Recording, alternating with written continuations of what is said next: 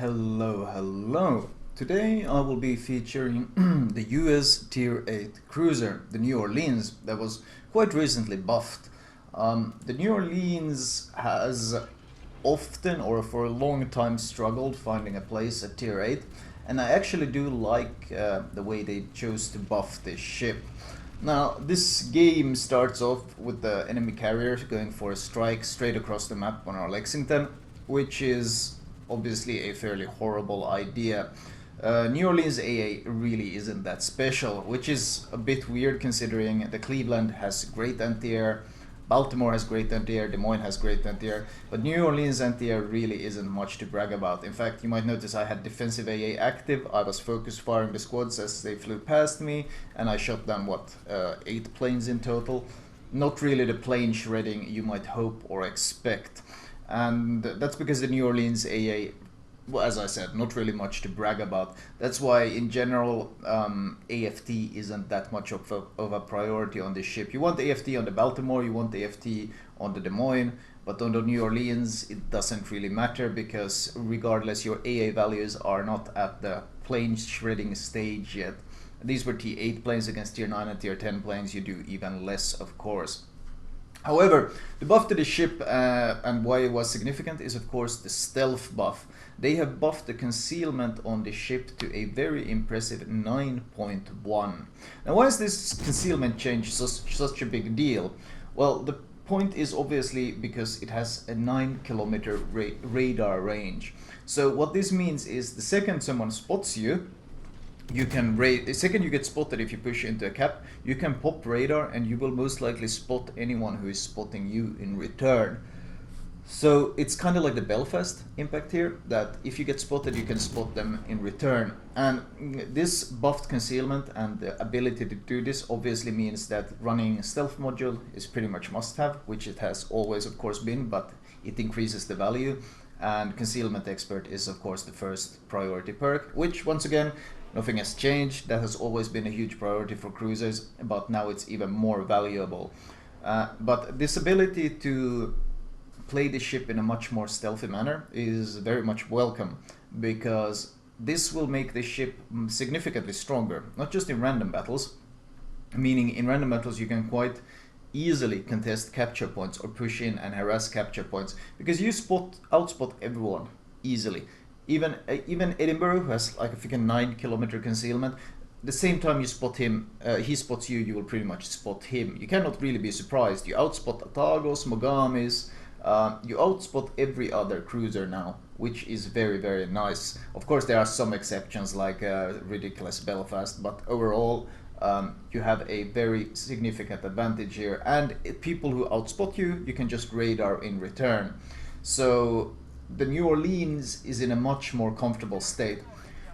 I doubt it will still be enough to, for example, you see here I snuck up on the Mogami, he had no idea I was here, snuck up on the Budionni as well, and by the time they notice me, well, I'm already turning away. The rudder shift on the ship is very good. It's 5.5 seconds. The ship is fairly small, and I think it has like it has a very short turning circle, something like 660 meters. I'll have to check that, or no, actually it had an even lesser turning circle, I think. But the ship handles like a dream. The New Orleans is a very comfortable ship to sail, and as long as you stay angled, it's also fairly tanky. You're unlikely to eat too many of those surprise citadels that you suffered in the Pensacola. And of course the turret placement is much more comfortable than on the Pensacola, with the 2 turrets in the front, meaning you can really push straight into enemy cruisers if you so wish.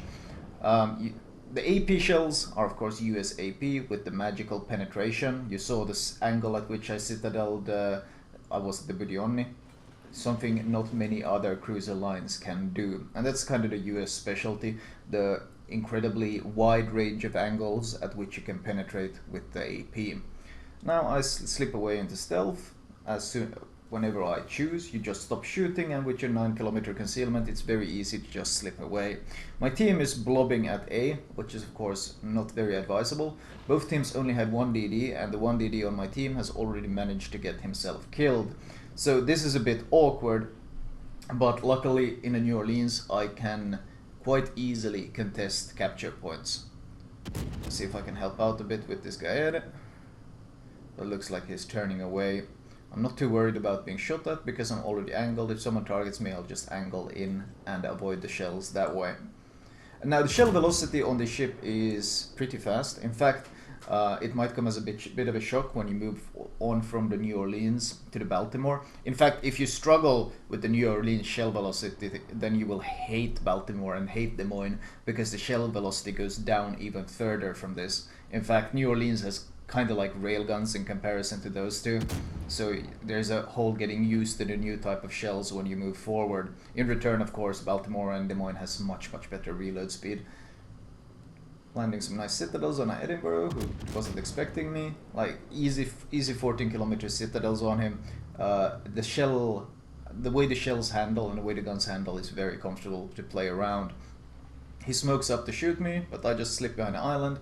And in general, I'm just going to stop shooting so I can push in. You realize, if you look at the score, we are down 380 to 620, and looking like most of my team has decided to chase the enemy team in their spawn. God knows why people do this, it never makes any sense.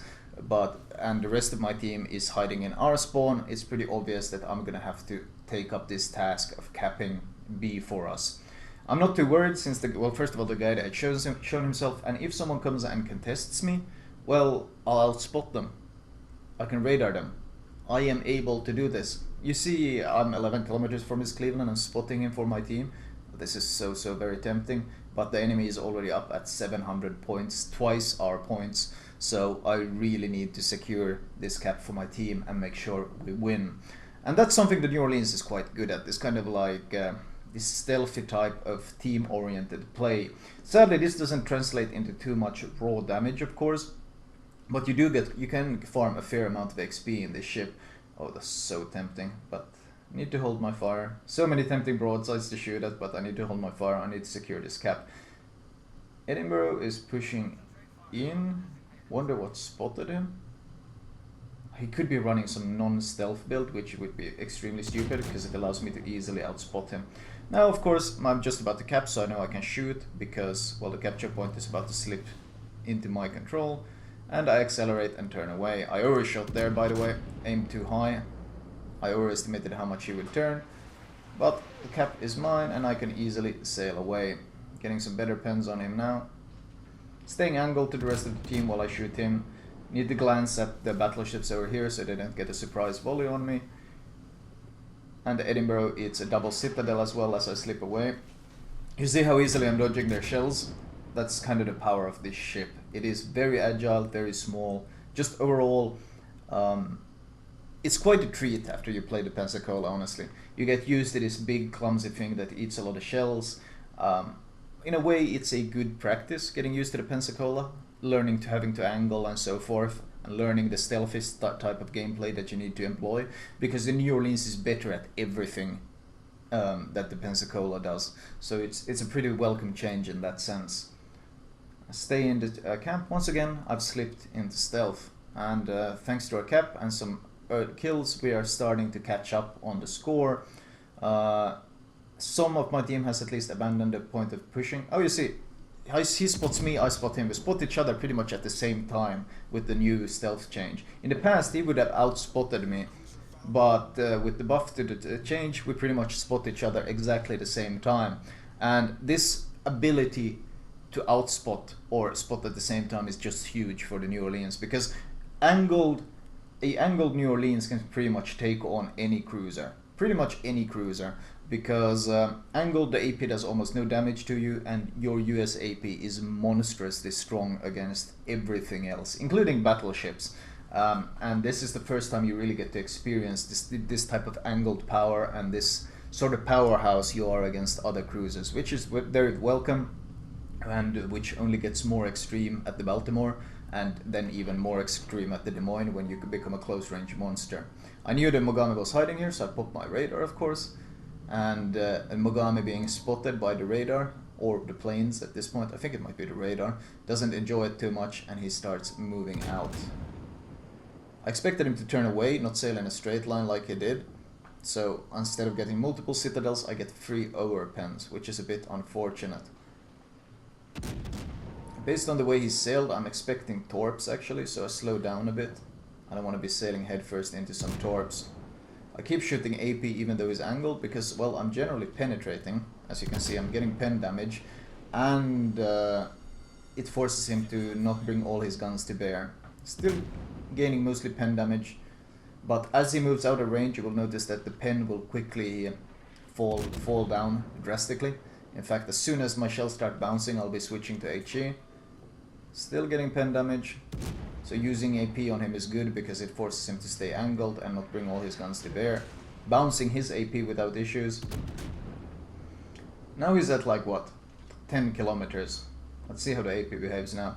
And suddenly 3 bounces. And that's of course my cue to switch to HE. If you want these detailed ribbons you see on my right side of the screen, you can turn them on in options. You just tick the box which says show detailed ribbons, and that way you will always know if you're penning or bouncing or so forth. Switch to the HE, which is of course very strong as well. My reload is now down to 10 seconds. That's of course thanks to Adrenaline Rush. The default reload is 12 on the fully upgraded ship. And I finish him off. Bayern pops up around the corner. I switch back to AP. And this is something you need to learn. Close range, this AP is very strong against battleships. Very strong.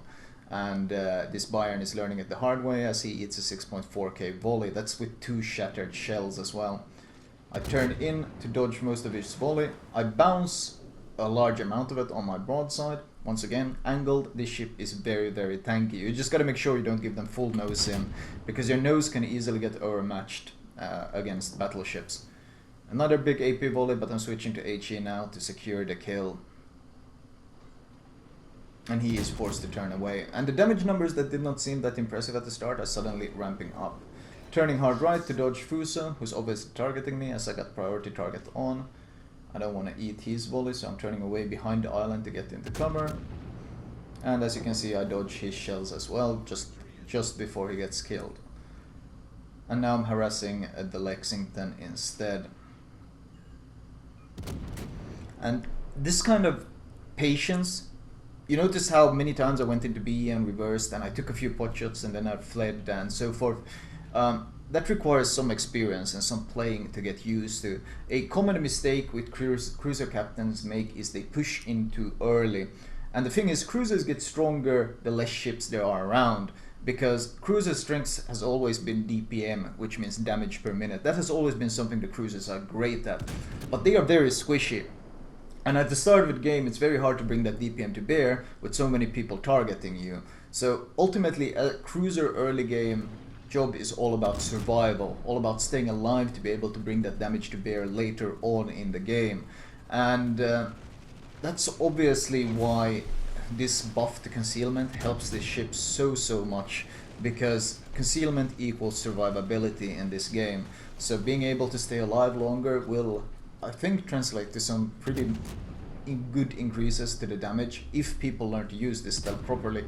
Generally, people tend to be quite slacking when it comes to using concealment. 2 fires, the fire chance is quite good. I do get killed by the Untitled Chapter, which is a bit surprising considering I wasn't even shooting at him and he had much bigger worries right there. The Nagata was literally killing him, so I expected him to focus on the immediate threat. And the Mogami was also coming around the corner, 2 immediate threats, and he does in fact get killed by the Mogami because he chose to shoot me instead of like dealing with the much more easy kill, which was broadside Mogami, and much bigger threat in general. I do have 2 fires on this Lexington. He can't repair them because he repaired my fire earlier, so he will eat a ton of damage. In fact, double fire. See, this is the kind of blue balls you don't get the experience quite often, but my 2 fires are of course burning unrepaired on this guy, and they tick and they tick, and 1 fire runs out. The second fire is still ticking, and it ticks and ticks and ticks, and he's 67 HP and the fire runs out. And in chat we can see, fame at last, sunk the mighty Flamu. So it turns out the Untitled Chapter is one of those retards who think it's an achievement to kill me. So that makes sense why he suddenly chose to shoot me instead of actually dealing with the people who were killing him. Bit unfortunate that such people exist, but nothing much to it. The Lexington does get killed and we're at 985 points, and the game ends very soon after this. And this was my first win of the day, since I think I pretty much bought this New Orleans for the sake of this commentary. And 133k damage, which is honestly pretty okay for the New Orleans. You're not going to be pumping out big damage numbers in this ship unless you happen to get some really good fires going on battleships and you happen to get to shoot at them. But in general, you're going to be mostly fighting DDs and cruisers in this thing, which translates to a lot of XP but not a lot of damage. My XP is of course really good, 2.8k base XP in the New Orleans. Planes added some to it, but mostly it was capping, shooting a bunch of cruisers, and just having a huge influence on the actual objective gameplay. So that kind of gave us this advantage that we wanted. Moving on to the detailed report, not too much potential damage, 1.1 million. Damage upon your spotting, 17k. It's okay, you can get a lot higher in the ship, once again thanks to the great stealth that has been included. Most of my damage comes from AP shells, not surprising. In fact, all my fire damage is pretty much shooting the Lexington, because I didn't really get to shoot any battleships in this commentary, which is quite okay, because most of the time you will be spending your time fighting cruisers, and you want to be spending your time because you want to be using that stealth to ambush them, and then using that AP to punish those broadsides when you do ambush them.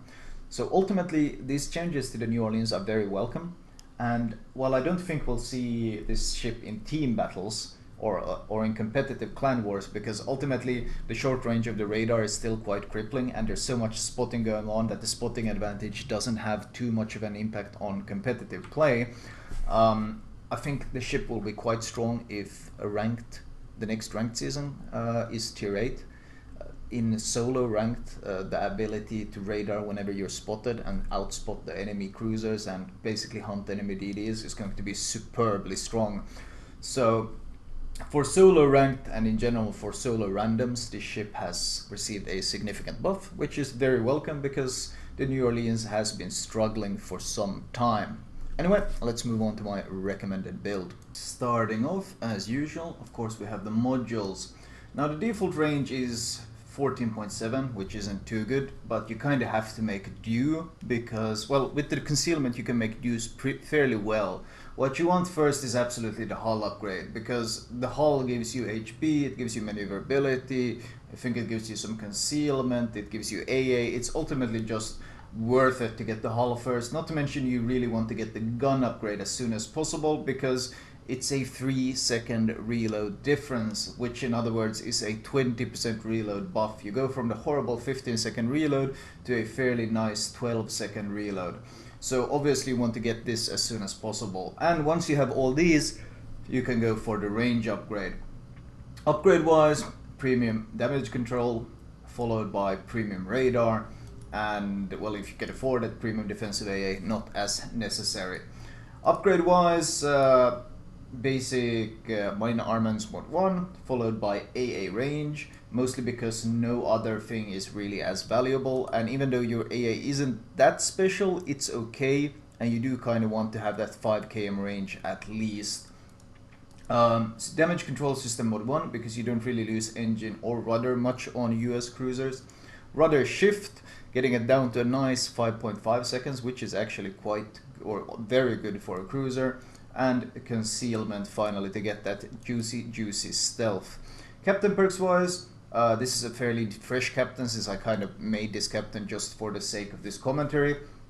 But priority 1 would absolutely be priority target, followed by adrenaline rush. I don't feel you really need the turret traverse because the turret traverse is already fairly good. Demolition expert, followed by concealment expert. Now after this, if we're building towards a future captain, I would get superintendent next. You'll want it for the tier 9, the Baltimore captain. In fact, if we look at my Baltimore captain, we can get some idea of where we want to be working this. On the Baltimore, I don't even bother with demolition expert because I don't consider it worth it, since the main fire chance is already 14% and you use so much AP with this ship. In fact, I value vigilance and superintendent higher than I do this. Ultimately, you do want to get advanced firing training at some point later on. It's not a high priority, but it's very useful to have, mostly because the AA on the Baltimore is very good, and the AA on, of course, that follows up on the Des Moines is even better. If you look at the Des Moines, on the other hand, here I skip out on vigilance. So it's kind of the difference between demo and vigilance comes down to which one you prefer. I wouldn't say that either one is a must-have, but I do highly value them both. On the Des Moines, you don't need vigilance as much because you won't quite push in as heavily in the Baltimore. On the Baltimore, of course, you push in quite heavily because you have such great concealment. It has 10 kilometers. In fact, it has better. It's 9.7. It's because I'm not running a camo on it right now. It has 9.7 km concealment, whereas Des Moines you have only 10.6. So you lose a kilometer of concealment, which is why I switch away from vigilance to fire chance, because you're not going to be contesting capture points in the same way. Not to mention you have the absurdly long-lasting radar, which will allow you to melt all DDs. So the torpedo threat isn't really the same. Ultimately, though, completely ignoring vigilance and going demolition expert and then later on superintendent is not a bad idea at all. I just like using vigilance on my Baltimore because I play it so aggressively, so you can easily skip that option if you want to play a more safer Baltimore gameplay, which probably isn't a bad idea because I'm known to be very, very aggressive with my ship. Anyway, that was my New Orleans commentary. I hope you guys enjoyed it.